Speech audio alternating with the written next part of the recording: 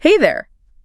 Ready to dive into Rich Dad, Poor Dad for teens? Always a good one. It's a classic for a reason, right? Right. And we're going to explore those core lessons, uncover some surprises, hopefully give you a shortcut to all that financial wisdom.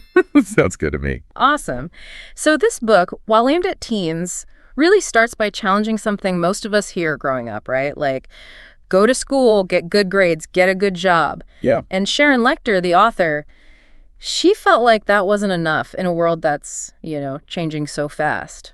Yeah, it's interesting that, she felt like that traditional advice, it just wasn't cutting it anymore. Right. It's like the world's moving so quickly, we need a new set of rules. Totally. It feels like she's saying the old rules don't apply anymore. Is that what led her to kind of team up with Robert Kiyosaki and his whole two dads philosophy? Exactly. And it's funny, her own son actually challenged her on this whole idea. He pointed out that, tons of successful people, they didn't get rich from their education. Oh, wow. Michael Jordan, Madonna, Bill Gates. Yeah. I mean, even she uses this example of a mentally challenged baseball pitcher who ends up making a fortune. Wow. Makes you wonder, right? If the traditional path is really the only way. Yeah, for sure. It's like maybe there's more to success than just good grades, Absolutely. So tell me about these two dads. It sounds like their kind of contrasting views are at the heart of the book. They really are. Huh. It's like you've got one dad who represents that traditional path. Job security, college, working for a good company. Mm-hmm. But then you have the rich dad who has this totally different mindset. Okay. He was all about financial literacy, Yeah. understanding how money works, Yeah. building assets that generate income. Their advice was night and day, really. Can you give me a concrete example? How did their advice actually differ? Sure. Think about this. One dad would say, I can't afford it. All right. Well, the other would ask, how can I afford it? Oh. You see the difference there. Yeah. It's subtle, but it changes your whole approach to money. Wow, it really makes you think about your mindset Right. and how you approach challenges. It's not just about accepting limitations, but figuring out solutions. Okay. It's pretty cool. And another great example is that classic line, study hard to find a good company to work for versus study hard to find a good company to buy. Okay. So it's not just about being an employee, it's about thinking like an owner. Okay, that's a big shift. It's not just about working hard, but working smart, understanding how wealth is built, I guess. Right, and that leads us to, this whole concept of the rat race, which is where those contrasting views really come into play. Yeah, the rat race. Everyone wants to avoid that, right? What does the book say about it? Well, it paints this really vivid picture of this cycle. Okay. Working for money, paying bills, accumulating debt. You're stuck on this treadmill and it feels like you can't get off, Yeah. And the scary part is a lot of people don't even realize they're in it. So how do you know if you're stuck? Is it just about having a job and paying bills? Yeah. Because it feels like everyone does that. Well, they use this example in the book of a young couple who buy their dream house. Oh, okay. And they think it's an asset, right? Right. But it ends up leading to all these expenses, like more expenses, more financial strain. Oh, wow. It highlights how easy it is to confuse what we think is an asset with what might actually be a liability. Hold on. You're saying my dream house could be a liability. Wow. How is that even possible? Isn't a house always a good thing? That's a great question. Okay. And it leads us to one of the most important lessons in the book, which is understanding the difference between assets and liabilities. Okay, I'm intrigued. Let's dive into that. What exactly does the book say about assets and liabilities? It really boils it down to this. Yeah. Assets, put money in your pocket. Liabilities, take it out. Okay. Simple idea, but man, it has huge implications. It sounds simple, but I'm still stuck on that house example. How can something that feels so valuable be a liability? Well, think about it in terms of cash flow. If your house is costing you money every month, right? Right. Mortgage payments, property taxes, repairs. Yeah. It's actually acting like a liability, even if it, goes up in value over time. So it's not about the house itself, but how it affects your cash flow. Okay, are there other examples that might surprise teens? Oh, yeah, definitely. Think about a brand new car. Okay. It depreciates as soon as you drive it off the lot, right? Yeah. Gas, insurance, maintenance, all those things are taking money out of your pocket.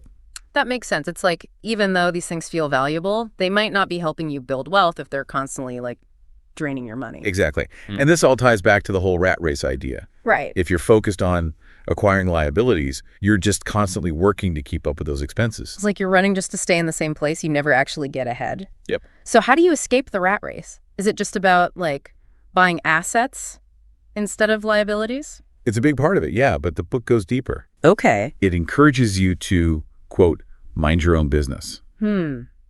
But aren't most teens focused on school, not starting businesses? What does that even mean in this context?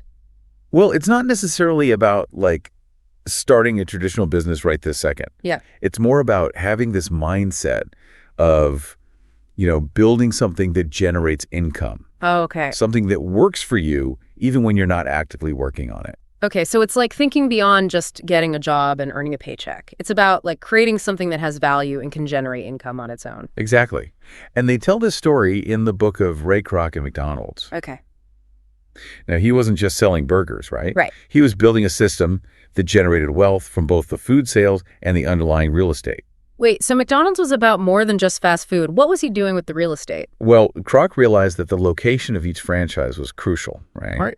So he structured his deals so that he actually owned the land under many of the franchises. Oh, wow. It was brilliant, He had this real estate strategy alongside the food business. So he was building a business and creating assets at the same time. It's like he was playing the long game, not just focus on the short-term profits. Exactly.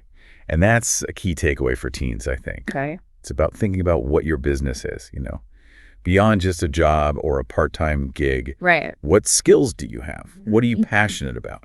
What can you create that people value?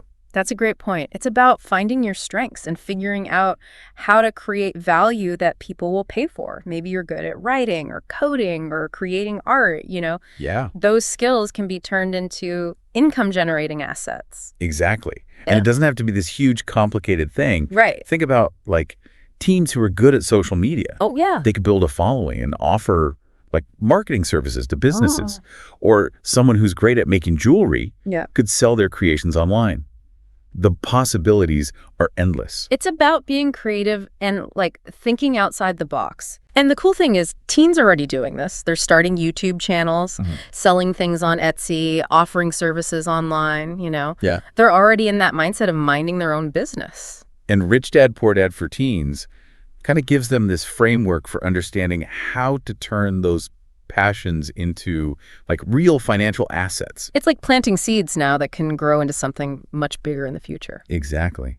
And speaking of thinking big, the book also dives into this whole world of corporations. Corporations? I thought those were just for big businesses. What Yeah. does the book have to say about them? Well, it talks about the historical context of taxes and how they were initially, designed to target the wealthy. Oh, so the Robin Hood idea of taking from the rich to give to the poor. Exactly. Okay. But over time, as governments needed more revenue, taxes started impacting everyone, not just the rich. So where do corporations fit into all of this? Well, the book explains how corporations can actually provide, like, tax advantages and legal protection. Kiyosaki uses this analogy of, like, old sailing ships. Investors would put money into a corporation to finance a voyage. If the ship was lost, their risk was limited, It's a fascinating way to show how corporations have been used for centuries to manage risk. So corporations are like a shield to protect your wealth. Wow. But how is that relevant to teens? It seems like something you'd worry about later in life. I think it's about understanding the tools that are available, Okay. and how they can be used to your advantage. Even if you're not starting a business right now, knowing about corporations can help you make smarter financial decisions down the road. Okay, so it's like expanding your financial toolbox. Yeah. Even if you're not using all the tools right now, you'll know they're there when you need them. Exactly. And speaking of tools, Rich Dad, Poor Dad for Teens doesn't shy away from this whole idea of overcoming fear and failure. Failure. That's a word most people try to avoid, not just teens. Yeah. How does the book approach that? Well, it argues that failure is actually a crucial part of learning and growing.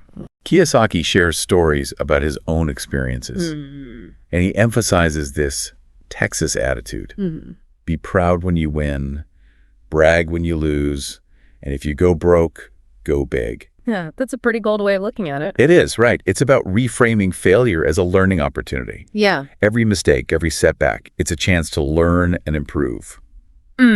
That's easier said than done, though, right? It's hard to embrace failure, especially when you're young and everyone expects you to succeed. The book acknowledges that. It's tough, Yeah. but it encourages readers to ask themselves, like, what are you really afraid of? Mm-hmm. And how can you reframe your relationship with failure? Yeah. Because fear can be paralyzing, right? It can prevent you from taking risks and pursuing your goals. Right. But if you can learn to see failure as a stepping stone, it becomes less scary. I love that. Instead of letting fear hold you back, you use it as fuel to move forward. Right. But how do you actually do that? Like, how do you shift your mindset from fear to action? Well, the book really stresses the importance of having a strong why, What is your motivation? What are you working towards? When you have that clear purpose, it's easier to push through those fears and keep going, even when things get tough. So it's like finding something that's bigger than yourself, something that inspires you to take action. Right. And it's also about understanding that failure is not the opposite of success. Okay. It's part of the journey. Mm-hmm. Every successful person has failed multiple times. Yeah. The difference is they didn't give up. Right. They learned from their mistakes and kept moving forward. That's such an important message, especially for teens who are like just starting out. It is. It's okay to make mistakes as long as you learn from them and keep going. Absolutely. And speaking of learning, Rich Dad, Poor Dad for Teens also really emphasizes the importance of financial literacy. Yeah. It's not enough to just earn money. Right. You need to understand how to manage it, how to make it work for you. I've heard that before. It's not how much money you make, it's how much you keep. Right. But what does that actually mean for teens? They're not exactly managing, huge sums of money yet. Well, I think it's about building good habits early on. Learning about budgeting, saving, investing, understanding how to make your money grow instead of just spending it all. So it's like laying the foundation for a strong financial future. Exactly. Even if you're only earning a little bit now, developing those good financial habits can make a huge difference later on. The book uses examples of lottery winners and professional athletes who lost their fortunes. Oh, wow. To illustrate this point. Right. It's not enough to just have money. You need to know how to manage it. That's a sobering thought. It's like, even if you suddenly come into a lot of money, if you don't have the financial knowledge to manage it, it can disappear just as quickly. And that's why financial literacy is so important. It's not about, getting rich quick. It's about building that solid foundation for long-term financial security and freedom. So how do you actually develop financial literacy? What steps does the book recommend? Well, it shares several of Robert Kiyosaki's 10 steps for developing financial intelligence. Okay. One of them is finding a reason greater than reality to fuel your motivation. So, like we were talking about earlier, finding your why. Exactly. But what does that look like in practice? Can you give me a concrete example? Sure. It could be anything from wanting to, provide a better life for your family to achieving financial freedom so you can travel the world. Right. Or pursue a passion. Yeah. It's about finding something that will keep you going when things get tough, Yeah. when you're tempted to give up on your financial goals. So it's like having a North Star that guides you on your financial journey. Exactly. I like that. Another step is to constantly learn and seek new information. Okay. The world of finance is constantly changing, so it's important to, stay curious, read books, attend seminars, learn from people who are smarter than you in certain areas. So never stop learning. But where do you even start? There's so much information out there. It can feel overwhelming. That's true. The book suggests finding mentors and role models. Okay. People who have achieved the level of success you aspire to. Yeah. Learn from their experiences, ask questions, surround yourself with people who support your goals. That makes sense. It's like having a guide to help you navigate that complex world of finance. Yeah. But what about friends and family, right? Yeah. What if they're not on board with your financial goals? Yeah. What if they have different values or beliefs about money? That can be tricky. The book acknowledges that it's not always easy. It's not. Yeah.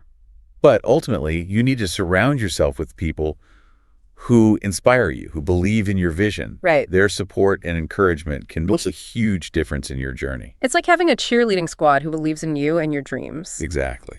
Okay, so what other practical steps does the book suggest? Like for someone who's listening and wants to, start putting this into action. Another important step is to master a skill and find ways to increase your earnings. Okay. And this goes beyond just getting a job. Right. It's about becoming really good at something that you can monetize. So it's not just about working hard, it's about working smart and leveraging your skills to create value. Exactly. And it could be anything, right? Yeah. Writing, web design, public speaking. Yeah. The key is to identify your strengths and find a way to create value that people are willing to pay for.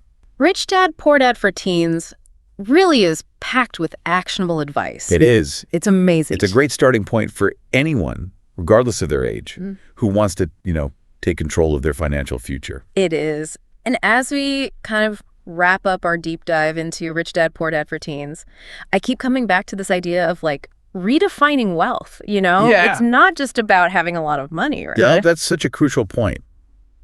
The book challenges you to think differently about wealth. It's not just your bank account balance. It's about how long you could survive without working. Whoa, okay. Like, how many days could you go without a paycheck and still be okay? So it's more about freedom and security than a number, It's like It's like having that safety net, knowing you're not trapped by your financial situation. Right. It's about having choices, having options, being able to pursue your passions, take risks, live life on your own terms. Yeah. That's true wealth. And that's what Rich Dad, Poor Dad for Teens ultimately encourages, right? Yeah. Taking control of your financial future. Taking control, becoming financially literate, understanding how money works, and not being afraid to question conventional wisdom. Yeah, the book really stresses that, thinking for yourself, not just blindly following that traditional path. It's like Kiyosaki says, money is only an idea. And if you want to change your financial situation, you got to change your thinking, Yeah. Develop that rich dad mindset. It's about seeing opportunities where others see limitations. Yeah. It's about believing in your ability to create wealth and achieve financial freedom, I guess. So for anyone listening who's feeling inspired, what's one thing they can do today to kind of start their journey toward financial freedom? I'd say start by identifying just one financial goal. It could be anything, saving a certain amount of money, learning a new skill that can increase your income. Whatever it is, write it down, make a plan, and take that first step. That's great advice. Don't get overwhelmed by the big picture. Just focus on one small action you can take today. Yeah. And then keep building from there. Exactly. And remember, the journey to financial freedom, it's a marathon, not a sprint. Right. There will be challenges along the way, but don't give up. Keep learning, keep growing, and keep moving forward. That's a wrap on our deep dive into Rich Dad, Poor Dad for Teens. Hopefully you've gained some valuable insights and are feeling, empowered to take control of your financial future. Remember, it all starts with a single step. So what will your first step be? That's a great question to ponder. Until next time, keep learning, keep exploring, and keep diving deep.